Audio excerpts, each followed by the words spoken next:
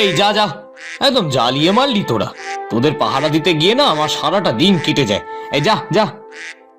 গফুর মিয়া নৌকাতে বসে যখন মোড়ল মশাইয়ের হাঁসগুলো পাহারা দিচ্ছিল, ঠিক তখনই মোশাররফ অন্য একটি নৌকা চালিয়ে সেখানে এসে বলল, কি গো গফুর মিয়া, এখনো হাঁস পাহারা দিচ্ছ?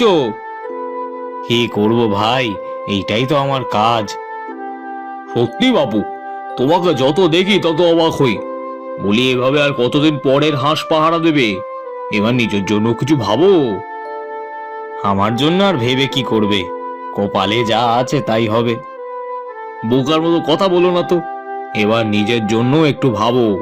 মোড়ল মশাইয়ের তো কম নেই, এত এত হাঁস যে পাহারা দাও, তার যোগ্য পারিশ্রমিক পাও। ওভাবে বলো না ভাই, মোড়ল মশাই আমায় যথেষ্ট দেখে, যা দেয় তাতে আমাদের খেয়ে পড়ে ঠিক চলে যায়। শুধু চললেই কি হলো, মেয়েটা তো বড় হচ্ছে। তাছাড়া জাহানারা ভাবিরও তো কিছু শখ আহ্লাদ আছে নাকি? তা তুমি ভুল বলনি, কিন্তু আমার যা কপাল, তা নিয়ে আর কি করব বলো। দেখো গফুর মিয়া, বোকার মতো কপাল চাপড়িও না বুঝলে। মোড়ল মশাইয়ের প্রায় 100-5 হাঁস আছে, এর মধ্যে 2-4টে এদিক ওদিক হয়ে গেলে কিচ্ছু যায় আসবে না। চুরি করে নাও বুঝলে, কিন্তু তোমার ঠিক উন্নতি হবে। ছি ছি, এসব কি বলছো? ঠিকই বলছি। দেখো ভাই, রাগ ঢাক নেই, যা বললাম একটু ভেবে দেখো। যাকগে, আমি আসি। এই বলে মোশাররফ তার নৌকা নিয়ে চলে গেল, কিন্তু গফুর মিয়া যেন গভীর চিন্তায় পড়ে গেল।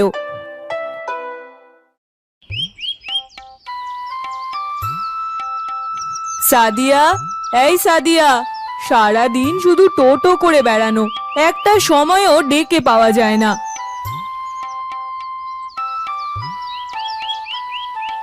কি হয়েছে মা, ডাকছো আমাকে?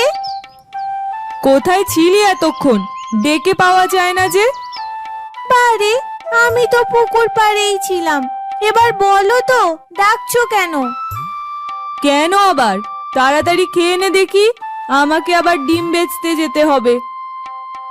দূর, রোজ রোজ এই একই ভর্তা আর ভাত খেতে আমার একদম ভালো লাগে না। আচ্ছা মা, শীতের দিনে নাকি হাঁসের মাংস আর খিচুড়ি খেতে খুব স্বাদ। হ্যাঁ রে মা, কিন্তু তুই কি করে জানলি?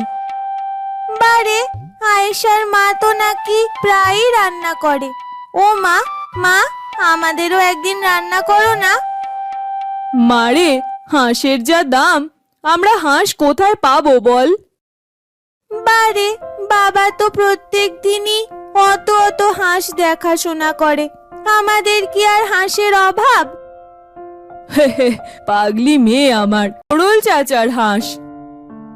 দূর বাবা, ওর থেকে একটা দুটো হাঁস যদি আমরা রান্না করে খাই, তাহলে কি আর মোড়ল চাচা রাগ করবে নাকি? ছি মা, ও কথা বলতে নেই। নে, তাড়াতাড়ি খেয়ে নে দেখি।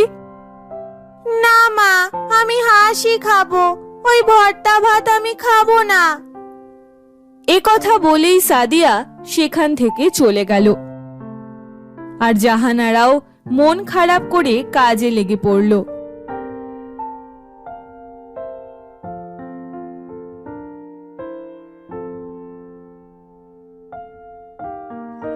কি জাহানারা, আজ আসতে এত দেরি হলো যে?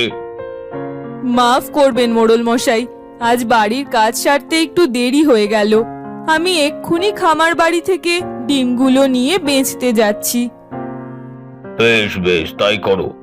আর হ্যাঁ, কালকে থেকে এত দেরি করো না কিন্তু। আচ্ছা মোড়ল মশাই, আপনি একদম চিন্তা করবেন না। এ কথা বলেই জাহানারা খামার বাড়িতে চলে গেল।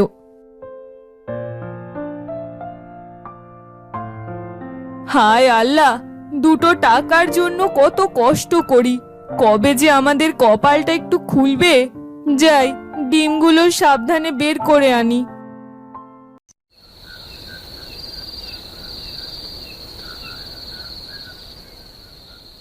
হ্যাঁ গো, রাত তো কম হলো না, ঘুমোবে না? ঘুম আসছে না গো গিন্নি। ভাবছি সারাদিন কত কষ্ট করি, অথচ দিন শেষে ওই হাতে গোনা মাত্র কয়েকটা টাকা পাই। ঠিকই বলেছ, আমিও ভাবছি না জানি আর কতদিন এভাবে চলবে। শোনো না, আজ মোশাররফ ভাইয়ের সঙ্গে কথা হচ্ছিল, বুঝলে, দেখা হয়েছিল। ও কি বললো জানো? কি বললো?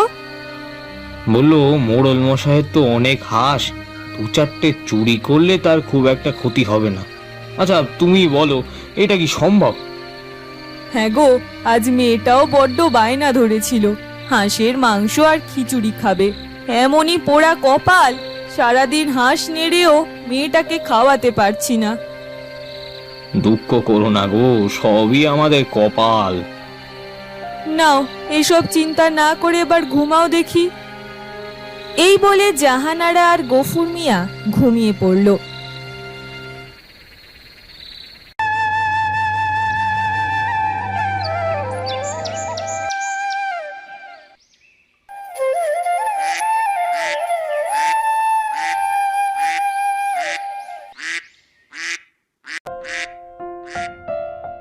কি গো গফুর মিয়া, বসে বসে ঘুমাচ্ছ?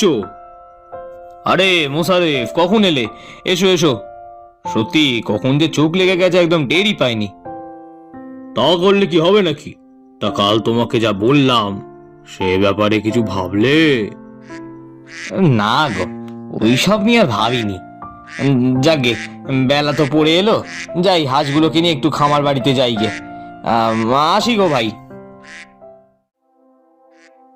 সেখানে গফুর মিয়াকে দেখে মোড়ল বলল, এ কি গো গফুর মিয়া, বলছি হাঁস আজকে এত কম কম দেখাচ্ছে কেন?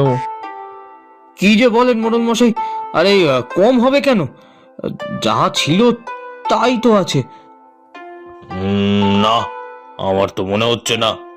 এই এই চোখে আমার ভুল দেখার কথা না। ঠিক আছে, আমার সামনে একবার গোনো দেখি। মোড়লের কথায় গফুর মিয়া এক এক করে হাঁস গুনতে লাগলো। 1, 2, 3, 491, 492, 493। আরে তাই তো। এসব আপনি কি বলছেন মোড়ল মশাই? আমরা এতদিন ধরে আপনার কাজ করছি আর আপনি আমাদের অবিশ্বাস করছেন? দেখো বাবু, লোভ বড় খারাপ জিনিস। আর তাছাড়া অত শত আমি জানি না। যতদিন না আমার হাঁস আর ডিমের হিসাব দিতে পারবে না, ততদিন তোমাদের কাজে আসতে হবে না। না না মোড়ল মশাই, এই গরিবের পেটে এইভাবে লাথি দেবেন না, নইলে যে মেয়ে বউকে নিয়ে একেবারে পথে বসবো। বললাম তো, হিসাব না পেলে তোমাদের কাজে আসতে হবে না, রাখতে পারবো না। এখন যাও আমার সামনে থেকে, যাও। এ কথা বলেই মোড়ল মশাই ভেতরে চলে গেলেন আর গফুর মিয়া জাহানারা কাঁদতে কাঁদতে বাড়িতে ফিরে গেল।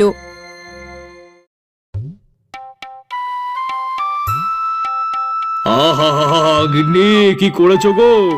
সারা বাড়ি তো হাঁসের মাংস একেবারে ম ম করছে। এমন গন্ধে খিদেটাও বেশ জাঁকিয়ে পাচ্ছে। উঠবে না এমন তাজা তাজা হাঁস? আজ দেখবে খিচুড়ির সাথে কেমন জমে যায়। লায়লা আর মোশাররফ যখন কথা বলছিল, তখনই তাদের মেয়ে আয়েশা সেখানে এসে বলল, মা, ও মা, আজও হাঁসের মাংস আর খিচুড়ি রান্না করেছো? আরে আস্তে আস্তে কথা বল, খবরদার আয়েশা, কাউকে বলবি না কিন্তু। রোজ রোজ হাঁসের মাংস খাচ্ছি শুনলে সবাই টের পেয়ে যাবে। কি টের পেয়ে যাবে মা? আহা, মেয়ের সামনে বলছো কেন এরম ভাবে? যা মা যা, ভেতর। কথায় আয়েশা ভেতরে চলে গেল। ওদিকে গফুর মিয়া আর জাহানারা কাঁদতে কাঁদতে বাড়িতে ফিরে গেল। এ কি মা, বাবা, তোমরা এত তাড়াতাড়ি ফিরে এলে যে? হ্যাঁ রে মা, আমাদের আর কাজ কি, এখন থেকে সারাদিন বাড়িতেই থাকবো। সে কি, মোড়ল মশাইয়ের খামার বাড়িতে যাবে না? না রে মা, আর কোথাও যেতে হবে না। হায় আল্লাহ, এই ছিল কপালে। এতদিনের সততার এই পুরস্কার দিলে আল্লাহ। আল্লাহ, এই ছিল।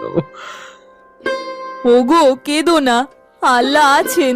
আমরা কোনো পাপ না করলে আল্লাহ নিশ্চয়ই বিচার করবে। কবে করবে বিচার? এবার যে আমাদের না খেয়ে মরতে হবে গিন্নি। এইসব তোমরা কি বলছো? আমি তো কিছুই বুঝতে পারছি না। তোকে আর কিছু বুঝতে হবে না মা। আমরা নাকি হাঁস চুরি করেছি, ডিম চুরি করেছি। হায় আল্লাহ, তুমি দেখো। এই বলে জাহানারাও কাঁদতে শুরু করলো।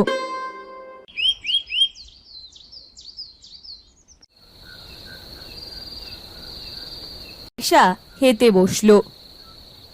সত্যি মা, আজ হাঁস রান্নাটা যা হয়েছে না, একদম খাসা। কি বাবা, তাই না? হ্যাঁ রে মা, হ্যাঁ ঠিক বলেছিস। ওগো, বলছিলাম বাকি হাঁসগুলো কালই বাজারে নিয়ে যাও। কাল তো আবার হাট আছে। হ্যাঁ গো, আমিও তাই ভাবছি। যাই, যাই, এবার একটু শান্তিতে ঘুমাই। এই বলে মুশারফ ঘুমাতে চলে গেল।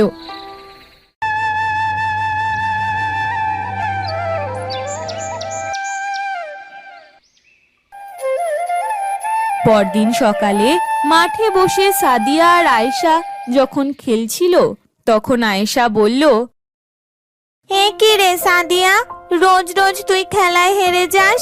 তোর গায়ে কি একটুও জোর নেই?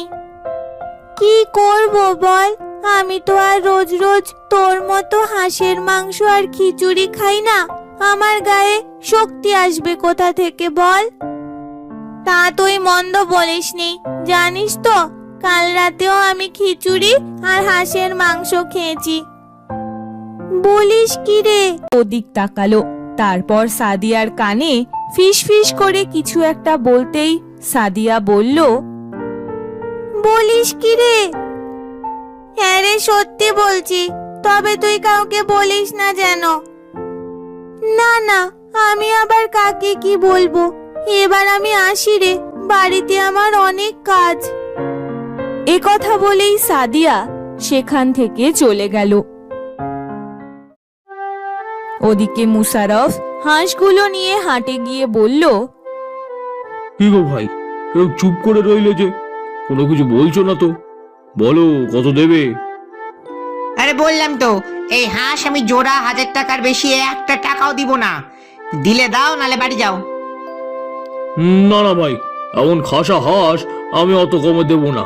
তার চেয়ে বরং এগুলো আমি নিয়েই যাই। এই বলে মুশারফ হাঁসগুলো যখনই ফেরত নিতে গেল, তখনই মোড়ল এসে তার হাত খপাত করে ধরে ফেলল। কি হে মোশারফ, হাঁসগুলো আমি নিলে তোমার ক্ষতি হবে নাকি? এ কি মোড়ল মশাই, আপনি এখানে? কেন মোশারফ চাচা, মোড়ল চাচাকে দেখে তুমি ভয় পেয়ে গেলে নাকি? না না, মানে ভয় পাবো কেন? ভয় পাচ্ছি না। বারে, তোমাকে দেখে তো মনে হচ্ছে খুব ভয় পেয়েছো। কি মোড়ল চাচা, তাই না?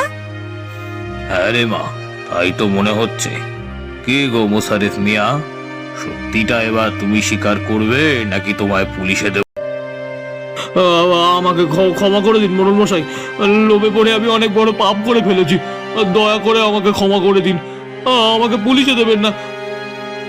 মুশারফ কথা বলতেই গফুর মিয়া সেখানে এসে বলল, ছি ছি ছি ছি মোশারেফ ভাই, শেষে কিনা তুমি আমার এত বড় ক্ষতি করলে। এবার বুঝেছি কেন তুমি আমার সেদিন চুরির কথা বলছিলে।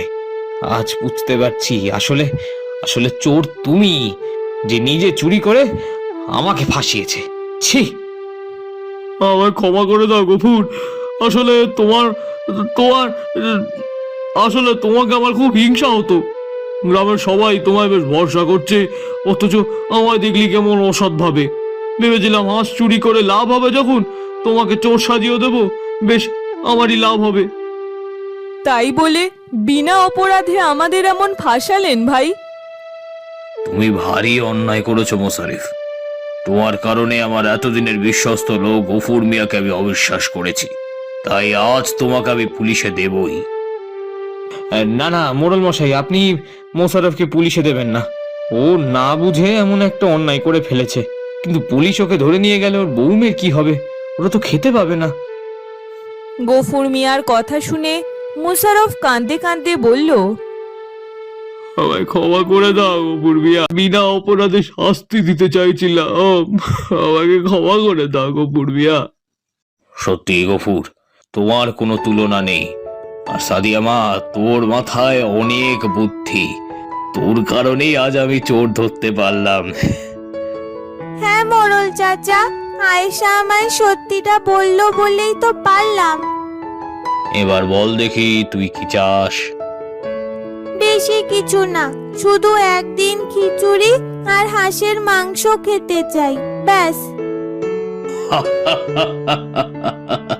বেশ বেশ, তাই হবে তাই হবে। আর হ্যাঁ গফুর, তুমি আর জাহানারা আমায় ক্ষমা করে দিও। হ্যাঁ, আমার বড় ভুল হয়ে গেছে। পরের ষড়যন্ত্রে আমি তোমাদের অবিশ্বাস করেছি, তাই আজ থেকে আমি তোমাদের দ্বিগুণ বেতন দেব। সত্যি মোড়ল মশাই? আরে হ্যাঁ গো হ্যাঁ, তাহলে কাল থেকে আবার কাজে লেগে পড়ো। এ নিয়ে আর চিন্তা করবেন না, চল মা, এবার বাড়িতে চল। এই বলে জাহানারা, গফুর মিয়া আর সাদিয়া খুশি মনে বাড়িতে চলে গেল।